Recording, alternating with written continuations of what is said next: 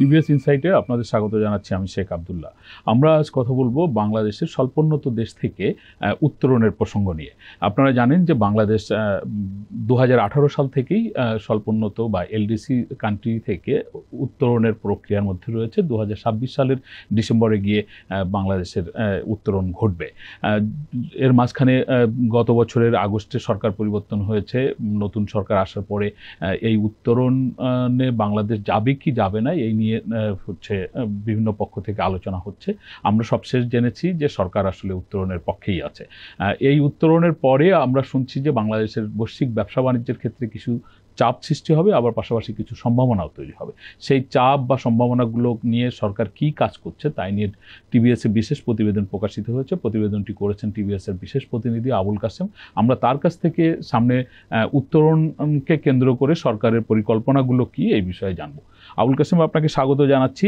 আমরা যে স্বল্পোন্নত দেশ থেকে উন্নয়নশীল দেশের উত্তরণের প্রক্রিয়ার মধ্যে আছি বা উত্তরণ ঘটলে আমরা শুনছি যে সামনে আমাদের বেশ কিছু চ্যালেঞ্জ আসতে পারে, বাংলাদেশের রপ্তানি কমে যেতে পারে, আবার কিছু সম্ভাবনার কথাও শুনছি।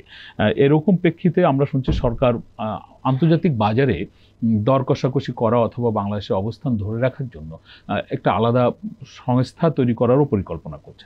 আসলে সরকারের পরিকল্পনাগুলো কি, বা আমাদের এই বেসরকারি সেক্টরের লোকজন বা এই নিয়ে কি বলছে? ধন্যবাদ আপনাকে।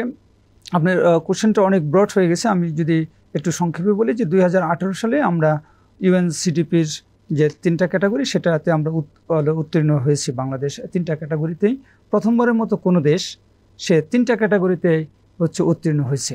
এর আগে কোন 8টা দেশ হচ্ছে এলডিসির গ্রাজুয়েশন হয়েছে, তারা কেউ কখনো 3টা ক্যাটাগরিতে উত্তীর্ণ হয় নাই, কেউ 2টাতে হয়েছে আর কি এরকম।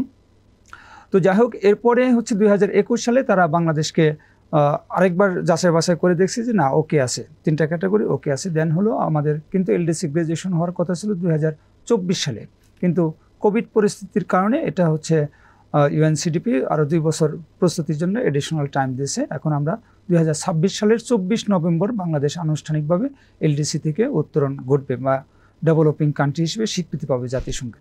এটা হলো প্রথম কথা। দ্বিতীয় কথা হলো যে এই এলডিসি গ্রাজুয়েশনের যখন উদ্যোগ নেওয়া হলো 2018 সালে, তখন থেকে হচ্ছে আমাদের তৎকালীন সরকার হচ্ছে WTO বা বিভিন্ন সংস্থা থেকে কিছু সুযোগ সুবিধা পাওয়ার চেষ্টা করলো, কারণ যেগুলি হচ্ছে গ্রাজুয়েশনের পরেও হচ্ছে ওইসব সুযোগ সুবিধা নিতে পারলে গ্রাজুয়েশনের পরেও আমরা বাড়তি কিছু বেনিফিট পাবো।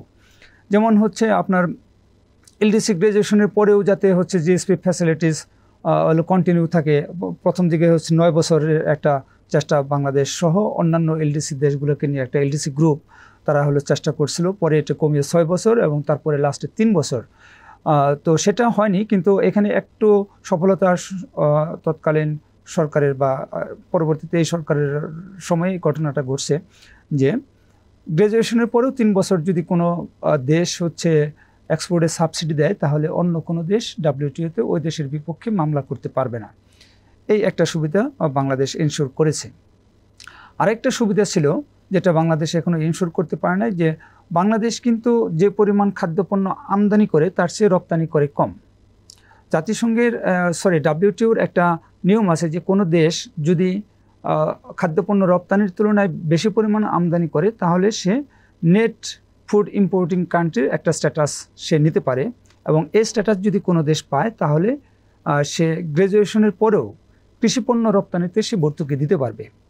আচ্ছা, বাংলাদেশ এই গত সরকার এই উদ্যোগ নিয়েছিল, তখন একটা চিঠি WTO-তে দিয়েছিল, কিন্তু সেটা ইফেক্টিভ হয়নি। WTO বাংলাদেশকে পরামর্শ দিয়েছে যে আগামীতে মানে এই বছরই না 2025 সালে, এটা তো 25 সালের হচ্ছে জুনের মধ্যে আরেকটা চিঠি দিতে। তো যদি সেটা বাংলাদেশ চিঠি দিয়ে যদি ওই সুবিধাটা নিতে পারে তাহলে হচ্ছে আমাদের কৃষিপণ্য রপ্তানিতে একটু টেনশন কমবে। পরবর্তী 3 বছর আমরা না, পরবর্তী 3 বছর না, যতদিন হচ্ছে আমরা নেট ফুড ইম্পোর্টিং কান্ট্রি থাকবো ততদিন আমরা কৃষিপণ্য রপ্তানিতে সাবসিডি দিতে পারবো। এটা হচ্ছে আমরা এই সুবিধাটা নিতে পারি নাই। আরেকটা হচ্ছে আপনার জাতিসংঘের WTO-র আরেকটা নিয়ম আছে যে 1990 সালকে ভিত্তি ধরে যদি কোনো এলডিসির মাথাপিছু আয় $1000 নিচে হয়, যতদিন $1000 নিচে থাকবে ততদিন সে সামগ্রিক রপ্তানিতেও সে হচ্ছে ইনসেন্টিভ বা ভর্তুকি দিতে পারবে। আচ্ছা, তো বাণিজ্য মন্ত্রণালয়ের সাবেক এবং বর্তমান কর্মকর্তারা বলছেন যে 1990 সালকে বেজ ইয়ার ধরলে আমাদের বর্তমানে মাথাপিছু আয় হচ্ছে আপনার $900 মতো হবে। আচ্ছা, তো তাহলে আমরা ওই বেনিফিটটা নিতে পারলে আমাদের যে এক্সপোর্ট নিয়ে যে টেনশনটা, মানে আমরা প্রণোদনা দিতে পারবো না তখন কি হবে, তো এই টেনশনটা কমে যেত। কিন্তু আমরা এটা হচ্ছে WTO থেকে এখন পর্যন্ত নিতে পারিনি। এর মধ্যে আপনি বলছেন যে নিতে পারিনি, মানে এইখানে নিতে না পারার কি বিশেষ কোনো কারণ আছে? আমাদের উদ্যোগের অভাব, সক্ষমতার অভাব, এরকম কিছু, নাকি WTO তারা যাচাই বাছাই করে মনে করছে যে এটা দেওয়া দরকার নেই? না, এটা WTOর ইস্যু না। আমি বলি যে আরেকটা হলো ট্রিপস বেনিফিট, যার আন্ডারে আমাদের ওষুধ শিল্পের হচ্ছে প্যাটেন্ট লাগে না। আপনি জানেন যে আমরা LDC থাকলে 2033 সাল পর্যন্ত এটা সুবিধা পেতাম, কিন্তু যেহেতু গ্র্যাজুয়েশন হয়ে যাচ্ছে আমরা হচ্ছে 26 সালের 24 নভেম্বরে এই সুবিধাটা আমাদের হাতছাড়া হবে। বাংলাদেশ এটাও চেষ্টা করেছিল যাতে এটা হচ্ছে অন্তত 33 সাল পর্যন্ত যাতে বাংলাদেশ পায়। এখন WTOর যেটা নিয়ম হলো যে সকল সদস্যের সম্মতিতে সিদ্ধান্ত হবে। আপনার নিয়মে আছে যে আপনি যদি এই ক্রাইটেরিয়ায় থাকেন তাহলে আপনি এই বেনিফিটটা পাবেন, কিন্তু এই বেনিফিটটা আপনি পাবেন হচ্ছে সকল সদস্যের সম্মতিতে। আচ্ছা, তো এখানে আমরা যতটা জানতে পারছি যে যুক্তরাষ্ট্র হচ্ছে এসব জায়গায় হচ্ছে রাজি হয়নি, কারণ যুক্তরাষ্ট্র মনে করে যে তুমি গ্র্যাজুয়েশন হয়ে যাচ্ছ, তুমি ডেভেলপিং কান্ট্রি হয়ে আবার LDCর বেনিফিটগুলো তুমি নিতে চাচ্ছ। হ্যাঁ, তো এটাতে হলো যুক্তরাষ্ট্রের আপত্তি রয়েছে। এসব কারণেই হচ্ছে এই সুবিধাগুলি নেওয়া যায় না। তবে বাণিজ্য মন্ত্রণালয়ের কর্মকর্তারা বলছেন যে নেট ফ্রুট ইম্পোর্টিং কান্ট্রির স্ট্যাটাসটা নেওয়ার জন্য তারা চেষ্টা চালিয়ে যাবেন। এটা হলো প্রথম পার্ট। দ্বিতীয় পার্ট হলো যে এখন আমাদের যে চ্যালেঞ্জ বা আমাদের কি অসুবিধা হবে, আপনি জানেন যে মঙ্গলবার প্রধান উপদেষ্টার সভাপতিত্বে একটা উচ্চ পর্যায়ের মিটিং হয়েছে LDC গ্র্যাজুয়েশন নিয়ে। তো ওই মিটিংয়ে যে ওয়ার্কিং পেপারটা ছিল সেটা আমার দেখার সুযোগ হয়েছিল। সেখানে ERD বলছে যে আমরা এখন 34টা বাজারে শুল্কমুক্ত সুবিধা পাই LDC হিসেবে, এবং আমাদের টোটাল রপ্তানির 73% হচ্ছে এই শুল্কমুক্ত সুবিধার আন্ডারে হয়ে থাকে।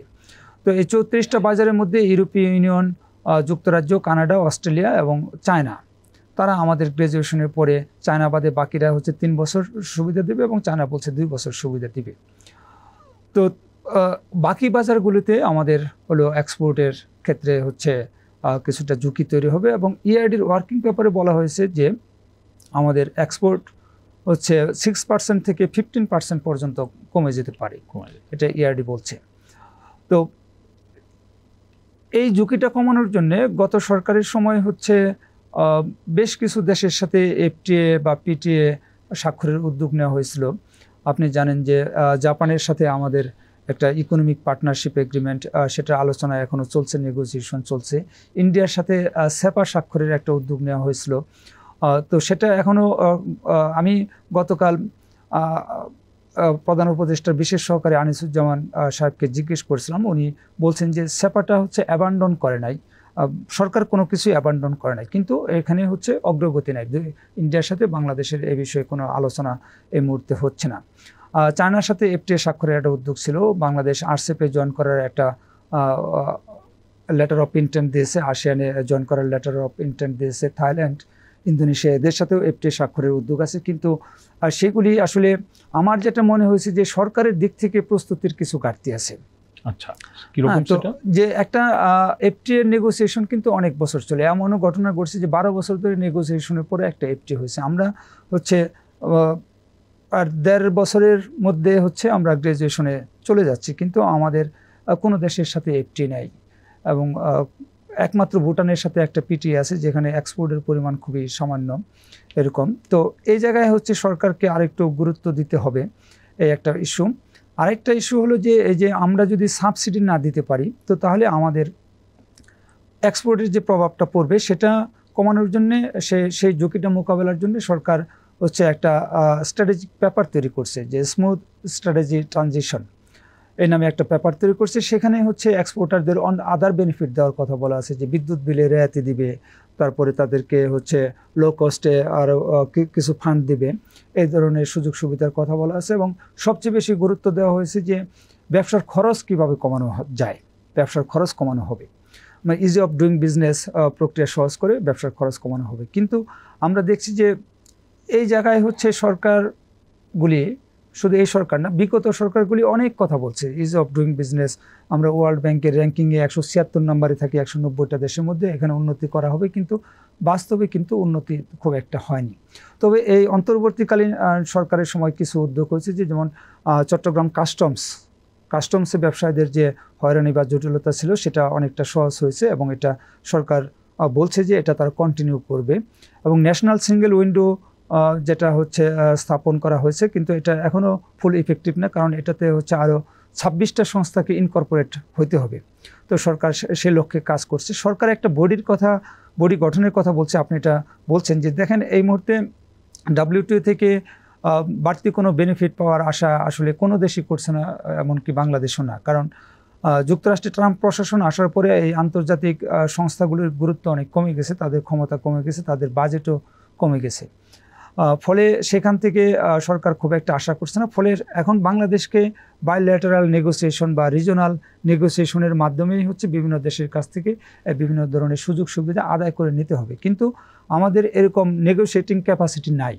বাংলাদেশ ইতিপূর্বে কোনো FTA সাইন করে নাই, ফলে একটা FTA নেগোশিয়েট করা মতো দক্ষ লোক আমাদের দেশে হয়তো নাই। আমাদের বাণিজ্য মন্ত্রণালয় যারা কাজ করেন তারা বিশেষ অ্যাডমিন অফিসার, তারা কেউ হয়তো দুর্যোগ মন্ত্রণালয় থেকে এখানে আসেন, 2 বছর কাজ করে আবার হয়তো স্বরাষ্ট্র মন্ত্রণালয়ে চলে যান, বা পররাষ্ট্র মন্ত্রণালয়ের যেসব অফিসাররা বিদেশের সাথে আমাদের ট্রেড রিলেটেড ইস্যুগুলো নিয়ে কথা বলেন, তারাও এরকম ট্রান্সফার হয়ে যান, কেউ অ্যাম্বাসেডর হয়ে যান অন্য দেশে এরকম। ফলে সরকার একটা চাচ্ছে যে আমেরিকায় যেমন USTR আছে, জাপানের জেট্রো আছে, যারা শুধু ট্রেড নিয়ে কাজ করে, এরকম একটা বডি গঠন করতে প্রধান উপদেষ্টা স্পেশালি হচ্ছে তার বিশেষ সহকারী আনিসুজ্জামানকে এই নির্দেশনা দিয়েছেন। এবং এই ট্রেড বডিতে যারা থাকবেন, ট্রেড নেগোশিয়েটিং বডি, এখানে যারা থাকবেন তাদের ট্রান্সফার হবে না, তারা এই বিষয়ে এক্সপার্ট হবে। এবং এখানে হচ্ছে সরকারি